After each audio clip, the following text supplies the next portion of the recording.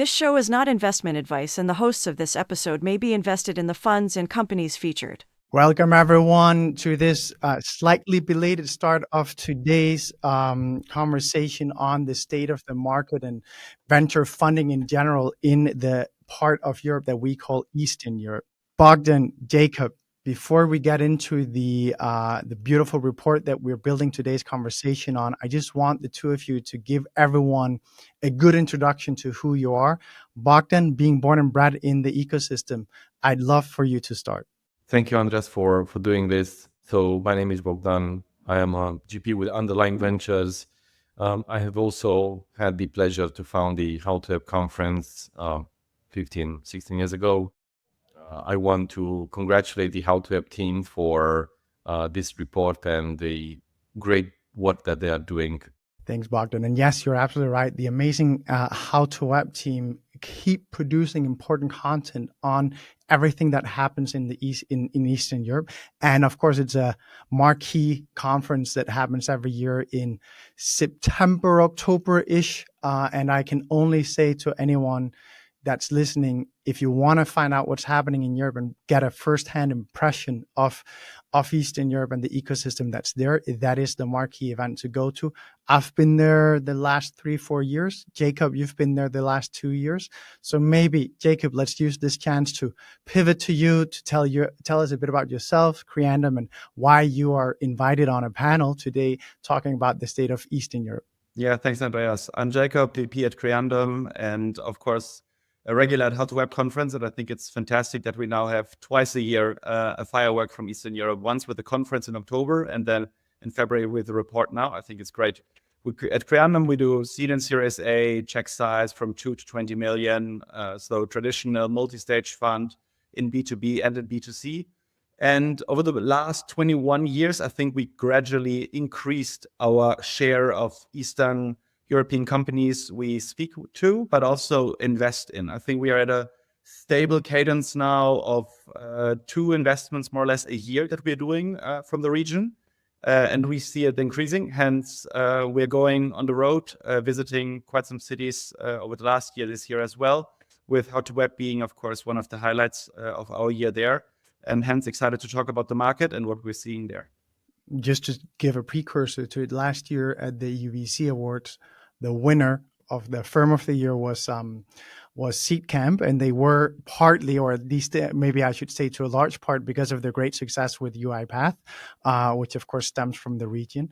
And I can only say in this year around, of course, we have a group of names in the Firm of the Year category that all have exposure to UiPath, because UiPath has just been such a success for the European ecosystem, an incredibly important success for all of us to really recognize. And we can also see UiPath in the numbers that we're going to look into a bit.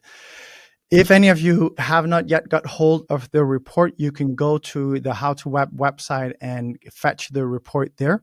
But we're also going to be showing some of the core graphs from it. And I want to pull that up as the very first thing to just give us an overview of the current state of the market and ask Jakob and Bogdan for commentary on this. I am shifting now to an image here that shows the macroeconomic and market trends, the transaction volumes from 2017 to 2024. And we have seen not only an increase in the number of deals done, but also a very significant increase in the amount of money invested, of course, starting in 2021, but maybe notably not really at all dropping after that ominous year, where everything in Europe really ballooned, everything in venture ballooned, but really in Eastern Europe, and as you can see here, it stayed high, it stayed strong, which is not something we can say for the rest of Europe or the rest of European venture. So guys, tell me, what do you think when you look at this? I would like to say that I think this graphic is regarding the investment volume and number of transactions for Romania, not the entire Eastern Europe. On a Eastern European level, we did have an increase in the volume of transaction. For Romania in particular, we have seen in the last in the last years, a slight increase, a slight drop in 2022 after a fantastic 2021, and then an ongoing increase from one year to the other in terms of both volume and number of transactions. Volume is up for CE, but what we are seeing especially is that quality of the teams that start is up, and that's of course something that is not on this graph for Romania or on the graph for the CE growth.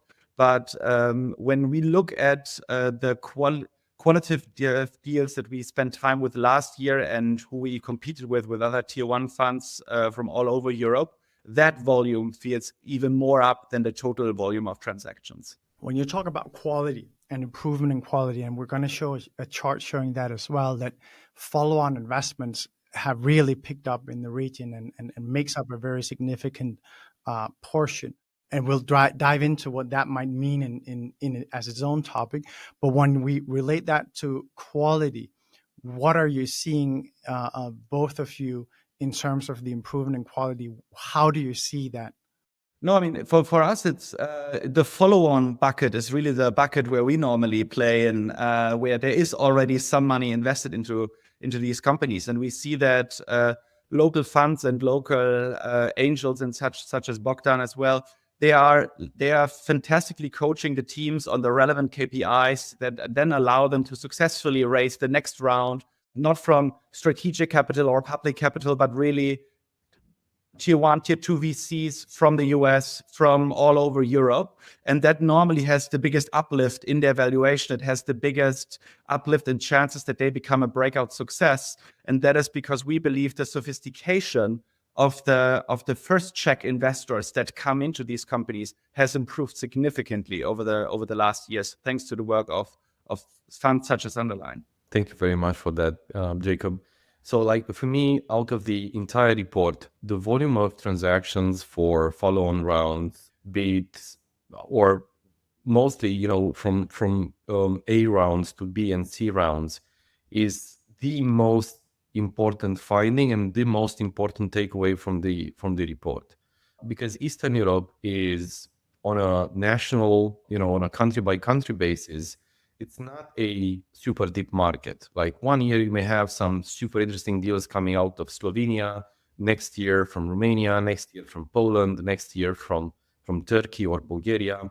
These things switch, they move on from time to time. But overall, as a larger geography, we see Eastern Europe having raising substantial capital for follow-on rounds. So that means that while there is a lot of zigzagging in the first check category, then at the follow-on stage, at the Series A and post stage, some of these businesses, they do, systematically, they become relevant, sizable, they raise significant capital, and they become top players, which I think is the most important element of all the findings in the report. To bring everyone to up to speed when we talk about the growth of follow-on investments, and I'm showing at the same time to those that are watching this a chart that shows that a split in the total volume by investment type, and we have Series C making up 30.7%. If I jump from the Series C over to the Series B, then Series B is 15.7%, and Series A is 16.3%, and then we have seed with 16.3%, and pre-seed being very, very small. And we'll talk about the pre-seed, but I'd love to ask you, and then total volume, I can't remember it just now, but total volume in the later stages is obviously a very, very significant part, and that means we're looking at upwards of, I think, 700 million in total, which is a baffling amount compared to the rest of it. 700 deals. So I want to ask you, when you think about this split between the follow-ons and the seed and the pre-seeds, what do you think it's an expression of? Like if you compare it to other years, I think there is less retail capital invested in the region at first check. There is sort of a stable pool of early stage capital invested by the regional funds, and then basically the best deals from the last 5 years, they are now scaling, raising A's, B's, C's, and becoming significant businesses. Yeah, I just found the number I was looking for just before. Late stage investments, Series A to C accounted for 63% of the total investment, which is 2.4 billion euros in total. And that, of course, is a very significant part. Jakob, what is your reflection before I ask another question? Pre-seed is always a little bit of a funny category. Some pre-seed deals never get announced. Some pre-seed rounds are in fact angel rounds. Some founders just don't like the term pre-seed and just call it a seed round, although it's the first money in. So we would not differentiate too much here between pre-seed and seed. We see a stable market for early stage funding rounds, which is great. That means there are a lot of deals that we can compete for. And we see that there's a healthy follow-on market where if you're a winner in your category, then you will find subsequent capital pushing you towards a scaling motion. And I think what we've seen here in the splits of the majority being Series C and Series B tickets, that's funds doubling down on winners. But it's important to say that these are not regional winners in Eastern Europe, but these are winners in Europe. And if we look at, for example, 11 Labs, these are global winners. So that's just super important, that we should not look at what those companies are building at local solutions or regional solutions. At least we are not doing that at Creandum. We got a question from Panos. He asked a question that I know, Bogdan, is very much top of mind for you. We've spoken about it a couple of times. He asks, have you managed to decipher what is really Eastern Europe versus posturing as UK, US based? And here, of course, we're talking about the issue / the problem, both from a society level, but definitely also from a data gathering level, that a lot of the most promising, the best startups that come out of Eastern Europe are oftentimes domiciled either in the UK or in the US, just because of the dynamics, and we can talk about that a bit. But first of all, from a data integrity level, Bogdan, how have you managed to solve this in the report? There has been, there is, and there will always be an overlap between, Eastern European talent and then global companies started in the UK, in the US.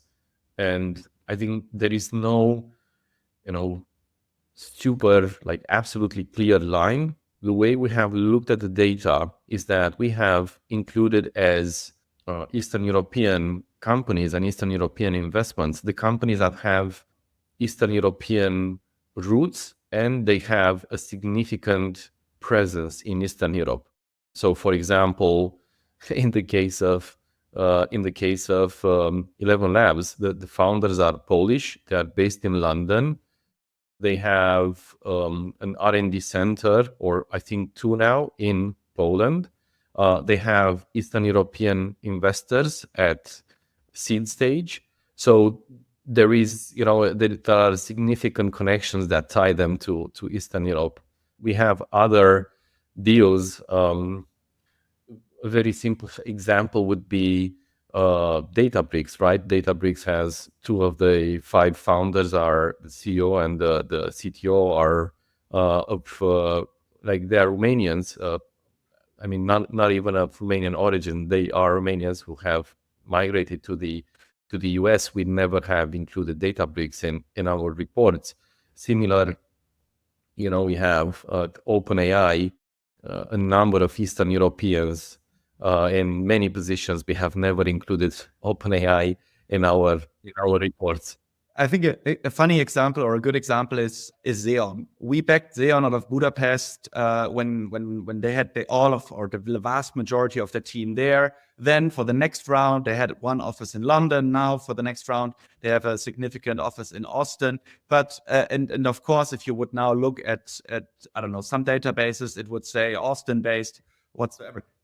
Xeon would never be in that strong position without coming out of Budapest, and they would never be in that strong of a position without maintaining core parts of R&D and their tech team in Budapest. So yes, for sure, they have high talent density also in Austin and London, but that's for us a role model. If you go to the US too early, you give up sometimes one of your most competitive advantages, which is having access to this amazing talent pool and maintaining that part of your core DNA.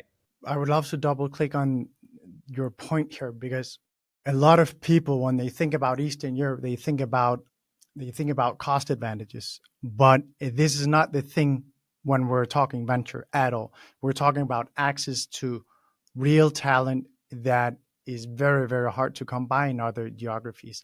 Bogdan, maybe you shake your head violently when I said that. So I think you should be able to come in here. Yes, this is super important. Like if you need to hire 1,000 people, probably you take a look at the cost base as well. But if you need 10 extremely strong developers who are able to innovate, to create something new, to come up with fresh ideas, to solve really hard technical problems, those 10 salaries, I mean, you don't choose those people based on salaries. That is the wrong way of making the decision. We have seen this with some of the companies that we have invested in. Now they have their R&D based in Bucharest. They've been able to hire top developers from some of the big American R&D centers that we have now in Bucharest. So you have people coming from Adobe, Google, Amazon, etc.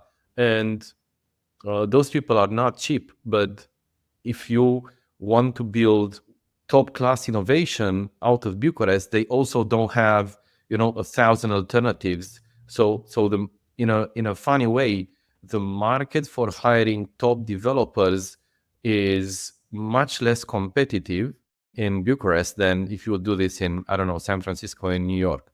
But it's not about cheap developers. It's about top developers. You just have access to top developers, which is not something that you have everywhere.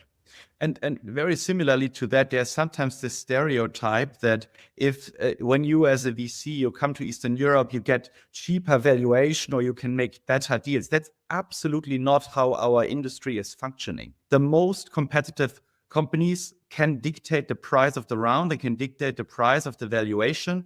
And for us, only winners matter when it comes to returning the fund. So we are not going, or we are not traveling to Eastern Europe to get a good bang for the buck on the deals we do. We go there because there is magnificent founders building global teams, and that's the reason. So I just want to be very clear on that stereotype.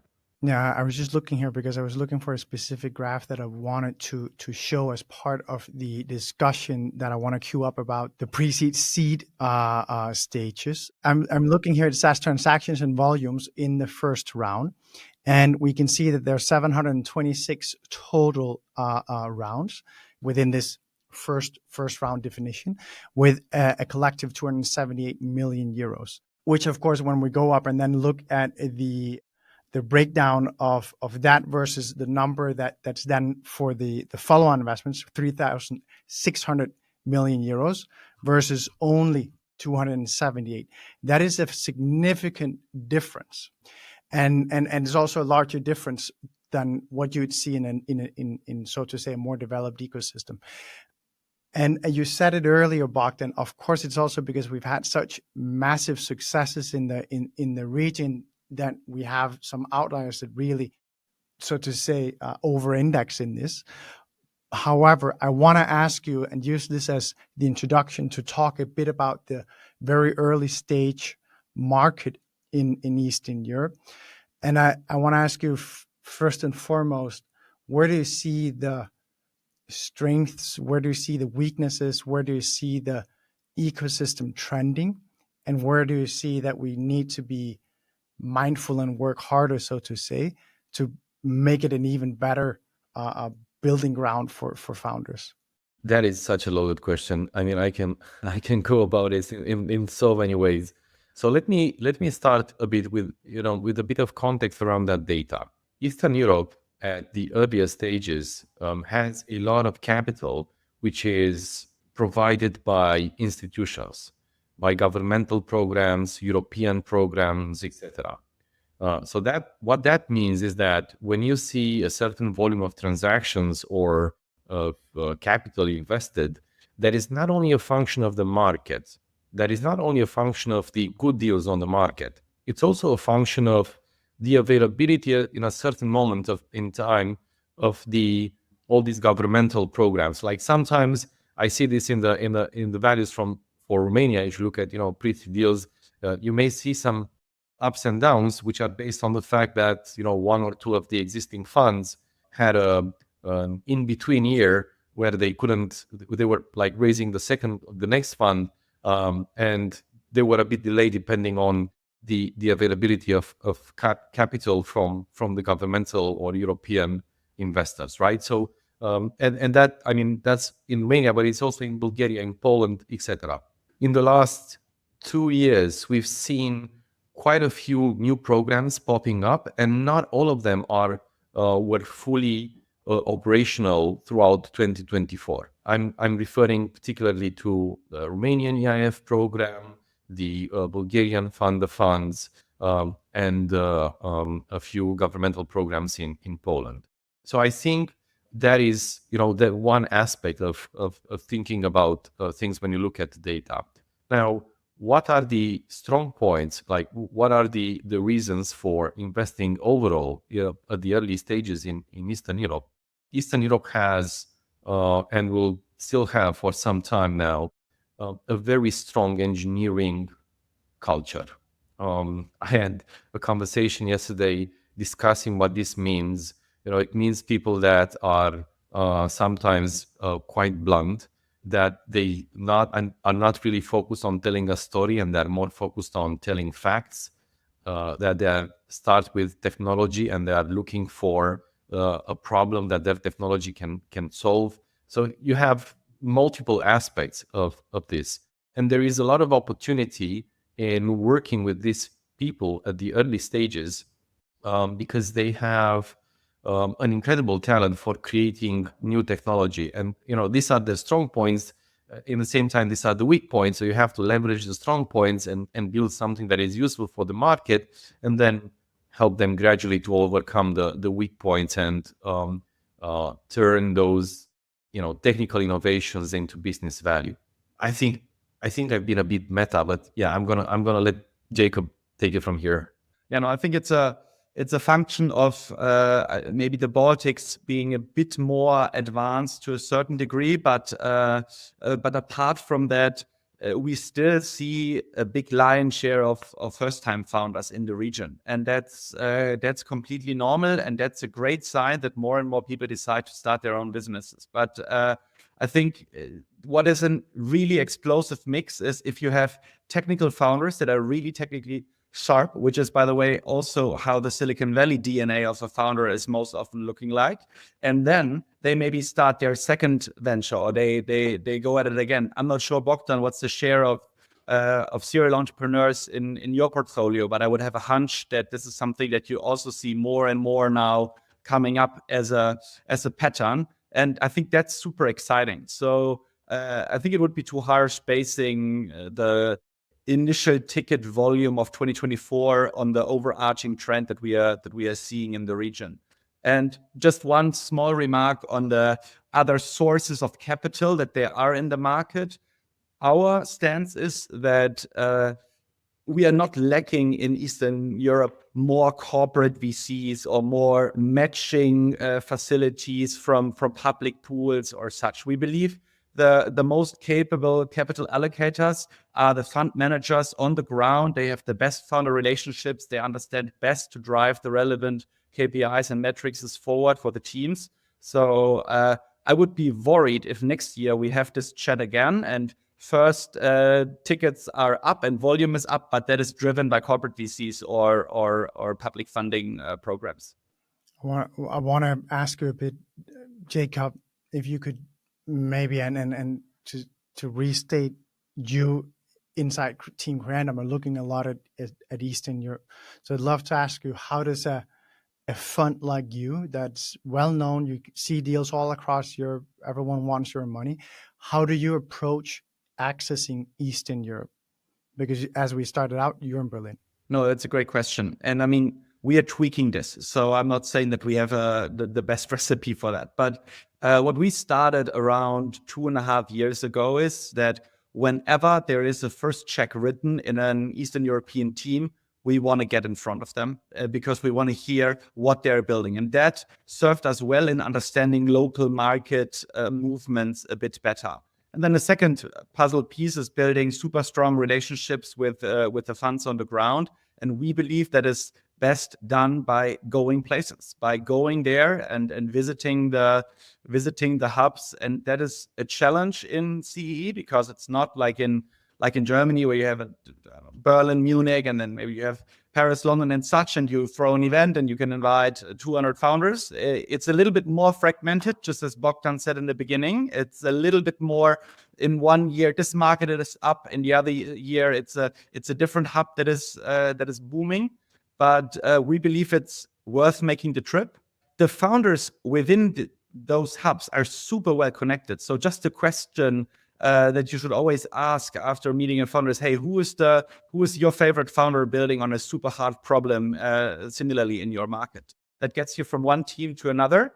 But other than that, we have the same gates, the same hoops to jump through for Eastern Europe, then for Western Europe, then for the US. So we don't have any special treatments in our due diligence or how we evaluate opportunities for Eastern Europe versus the rest.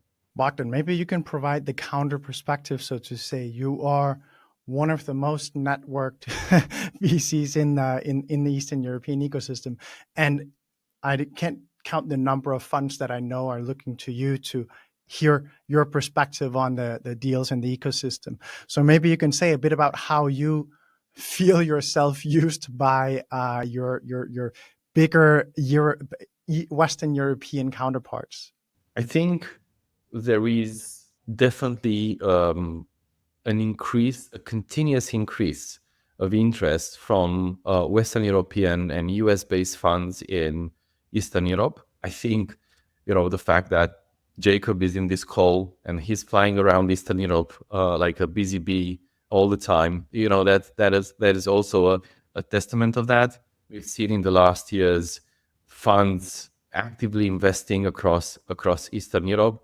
What you generally look like in a Western European partner, you look for funds who have a knack for the more technical stuff, who have a bit more patience in discussing with founders, who take the time to understand the local dynamics, the cultural angle in this part of the world, which is, in some ways, it's not fully homogeneous. I think there are some differences. If you look from Baltics to Greece, there are some significant cultural differences. And I think there are exciting prospects for these investors to invest that money and spend time with some amazing companies.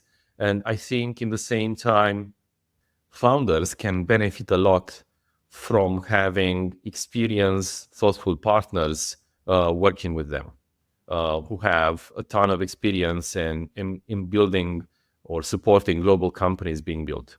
What can we do better, Bogdan? I want to learn. What should we do in 2025? What can we do better? I may have some ideas, but I'm going to WhatsApp you. That's great. That, in other words, Bogdan has ruthless feedback for Jakob.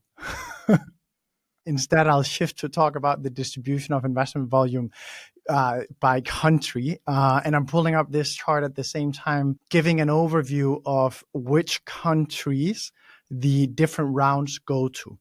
And you can see a very clear bifurcation of it, so to say, where you can see, if we start with the companies that are almost purely pre-seed and seed, you have Albania, Slovenia, Bosnia, Moldova, North Macedonia, Serbia, that are all purely seed and pre-seed. And then afterwards, we get into a more mixed picture where we have more of the follow-on rounds. And that's, of course, Eastern Europe, the rest of the country, so to say, Turkey, Poland, Greece, Czech Republic, Lithuania, Estonia, Romania, Slovakia, Cyprus, Bulgaria, Hungary, and Croatia. And I want to ask you, this whole overview that I just ran through here, the point that I want to make, of course, is that Eastern Europe is not just Eastern Europe. Eastern Europe is many different individual countries. Can you tell me a bit about how we all should think about each individual country? Are there, like, as an example, I've done a few podcasts now with Enes from E2VC. He comes from Turkey. We've spoken a lot about gaming because gaming is a huge hub in Turkey. I'd love to ask you, what is the similar trends, similar vertical strongholds in Eastern Europe that people should maybe think about? Or is there none of that? Doesn't it work like that? I mean, I can just super quickly comment that there are two markets that maybe are a bit different, and that is Turkey and Poland, because they are large already on a domestic level, and that's extremely dangerous. That's the same danger we have in Germany here, for example. We always say Germany is the worst place to start a company from a size perspective because it's a mid-sized country. Mid-sized country means you can start by distributing domestically, and that is extremely dangerous. And what we normally love about Eastern European founders is that they think global from day one. Now, there are a lot of founders in Turkey and Poland who think global from day one, but those markets are the likelihood is the highest that the first 5 logos we see on a traction slide are all coming from the domestic markets. It's maybe a philosophical question, but do you see that this is because the businesses end up being built for national customers and it thus ends up being too localized in its approach? Or is it that the founders are able to build a large enough business and also, for themselves to be satisfied and happy, and for the investors that came into their first rounds because of their fund models, and they've been deploying very much models that allow them to bet on single country winners rather than global winners? Is that the dynamic you see in these countries? Or is it more that there lacks this global mindset from day one? Yeah, I think it's both. I think it's complicated if you have a board slide that says that's our traction in Poland. We are now thinking about expanding into neighboring countries. Now, there are some business models where that makes sense, but for most business models, it really doesn't. And if I'm talking to a founder in Slovenia, no one will ever say that's our traction in Slovenia and whatsoever. It will always be, hey, this is the bigger region where we're distributing, and this is what we are maybe doing in North America already as a share of that. And I think that helps you in building the infrastructure of your tech, of your team culture, and all of that, really for a global scale. But what you said as the second part is also relevant. The biggest fear from a fund like Creandum is that fantastic teams get matched with an investor that is fine with a 5x return on the money, and that can then be achieved on a domestic level, because that immediately excludes them from being investable for us. And that's a pity, especially if the teams are in fact built for something much bigger than the ambition level that they hear in the board meetings.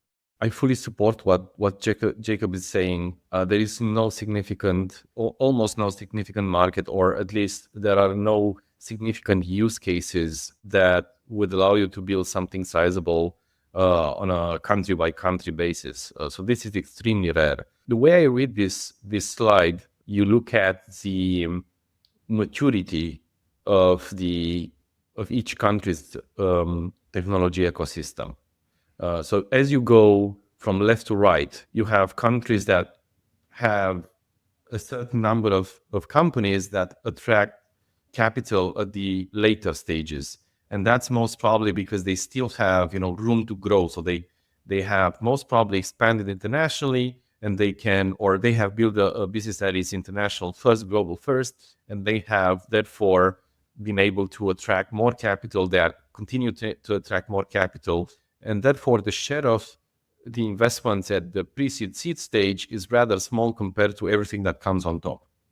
The other extreme, you have a few smaller countries who have probably a smaller number of deals, and every few years you have a Series A, right? And that sort of changes significantly how this graph looks like. because they just have like a tiny volume of capital being invested in that country on an annual basis, and then it goes back to having only pre-seed seed stage capital. And I know this very well because Romania was the same less than 10 years ago. So I've seen this dynamic happening. And I think it is so refreshing and I think so positive to see that at least half of the countries, and by the way, I think these are, with a few exceptions, which are Lithuania and Estonia, these are the rather the larger countries. You have them on the or the ones with more development in that technology industry, that are on the left side, and then the ones that are up and coming are on the right side. So that's how I read this graphic. I want to get back to the question about hubs or places of special interest when it comes to Correct. gaming or defense or whichever route we want to go. Maybe Bogdan, you're in the ecosystem every day. I'd love to ask you, what do you see, if any, trends in terms of where you look for specific solutions more than others? So, I mean, you can broadly add one or two tags for some of the countries in Eastern Europe.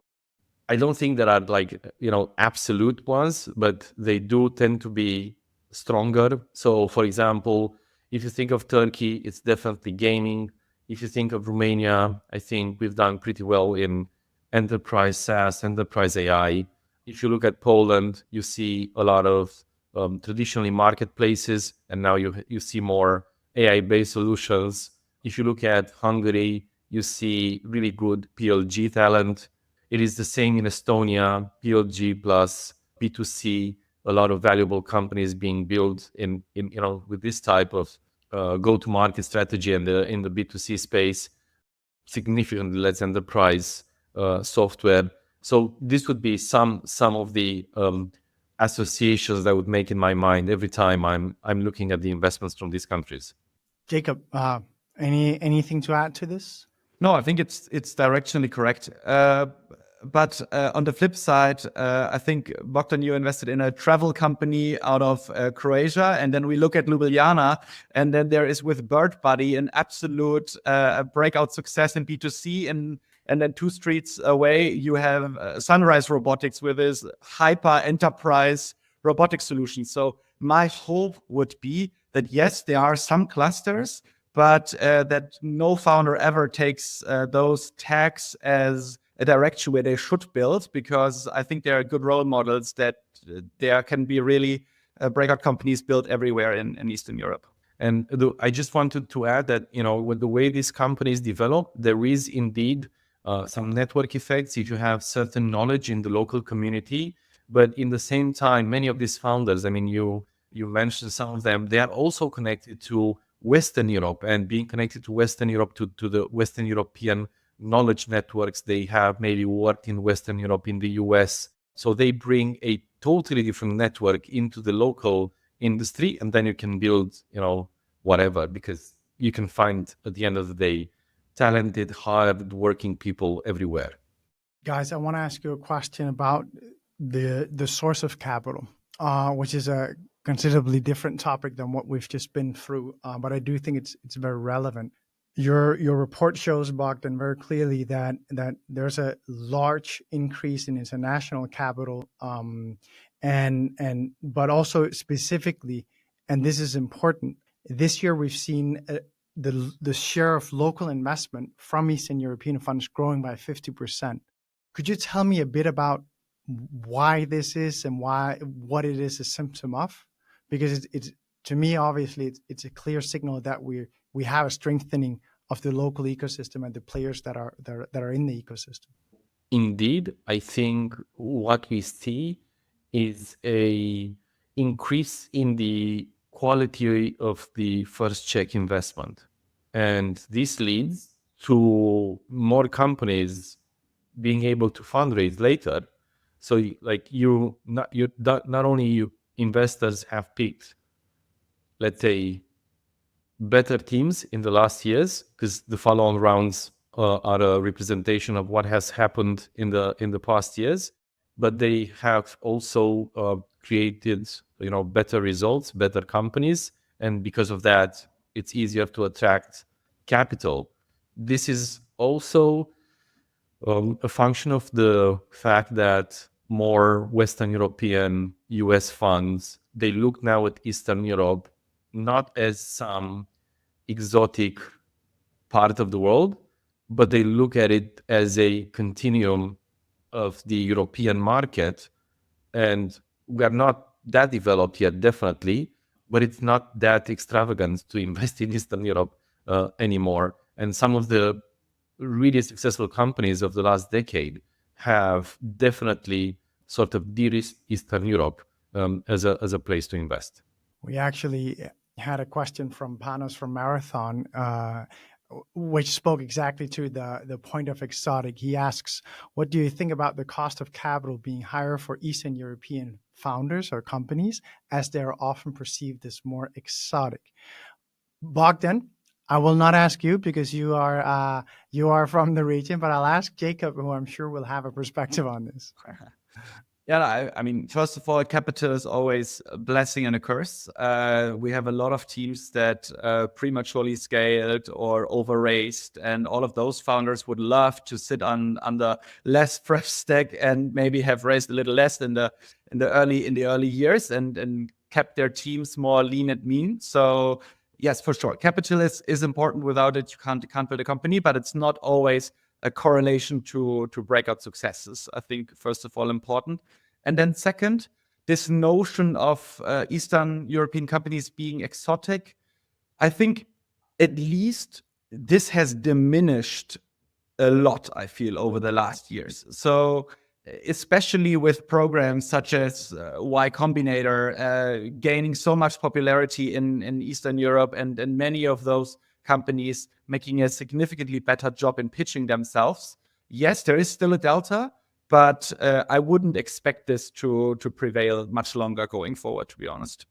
Bogdan, Panos asks another thing, or he makes another point. He says an Eastern European founder has to work much harder to show real proof points versus raising on vibes. You've done a bunch of early stage investments, Bogdan. Is this what you feel? Absolutely. This is absolutely true.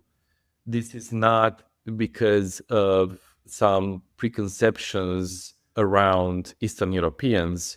It is, I think, more of a cultural thing that Eastern Europeans are not that good at vibing, at pre-seed.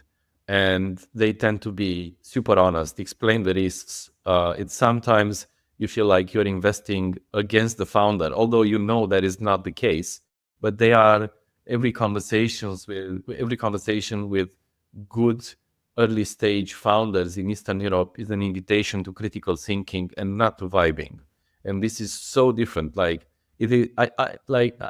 me being an Eastern European investor, I am sometimes critical with the founders that are vibing too much because I tend not to trust them. I think it's weird. So yes, indeed, this is absolutely true. They have a harder times raising on vibes. I always say, and this is of course on the LP perspective, but I always say the worst thing an LP family office, someone with money that to invest into funds can do is first have a meeting with a US investor to see if they want to invest there. And then afterwards have a meeting with a Polish VC or Bogdan from Underline, because you'll come from getting super hyped up by the US investor that might be tier 3 or 4 or 5. And then you might go over and meet a unicorn founder from Eastern Europe, and he will make you feel that this is the most boring investment thesis ever and is not going to move anywhere. But in fact, he's a million times better connected and more thoughtful than the US investor you just got hyped by. And I have a feeling that it's just as true on the founder level as it is on the fund level here. Jakob, you're nodding a bit, and Bogdan is laughing. The problem is super known to us as well. But I'm taking a bit more the stance that that's our goddamn responsibility as an investor once we have those founders in our portfolio, especially for the subsequent round. And sometimes we do KPI workshops on how can we get the NRR up or the increased lifetime value of a deal, where in fact the biggest risk to the business or the biggest uplift us investors can provide is giving professional coaching on an ongoing basis, not only the 4 weeks before the fundraise starts, to CEOs to let them appear more confident. That has positive spillover effects for sales. There's this positive spillover effect sometimes for company culture. So it's homework that we as funds, when we come in at seed, have to do. It's homework for the pre-seed funds, but it's also a message that I would love to send along to all the accelerators and all the super early stage programs that are out there. Great that you're showing YC templates on what product to build, but as it's equally important to work on exactly the skills that Bogdan has mentioned like 2 minutes ago. I was laughing because I had a conversation yesterday with somebody. I did an interview, and I asked him at the end, what should I do better or different? And he said, you just have to trust yourself more. And I'm like, but I am. I'm in London, right? So, but I am. I have no issue with it. And this is me being aggressive, towards whoever is listening. And yeah, indeed. I mean, it's such a major cultural difference. It's very hard to get it if you don't have experience with Eastern Europeans. Yeah, absolutely. I want to ask you before we close, because we just mentioned the US, but from another perspective, I do want to ask you, because everything in European venture tends to end up in the States. I got to ask you, what is the perception of Eastern Europe in the States? I mean, I think we have a good reputation because, throughout time, you have so many successful engineers coming out of Eastern Europe and doing things in the US. We mentioned Databricks and OpenAI as 2 examples where Eastern Europeans have significantly contributed to building multi-billion-dollar companies. So I think there is definitely a positive reputation. The difference is that most of the time Eastern European startups end up in the US when they're raising their A or B. So there are significant data points that the vibe gain is gone. You actually have numbers to show, capital efficiency, innovation, net ARR, all these things that make a business great. And I've seen, really good conversations and rounds happening. But Bogdan, I would say there's a significant delta between the perception in the US on Eastern Europeans versus Eastern Europe. At least that's what I feel. Eastern Right. Europeans, highly regarded, best founders in the ecosystem, working at all major breakout companies and driving their leadership.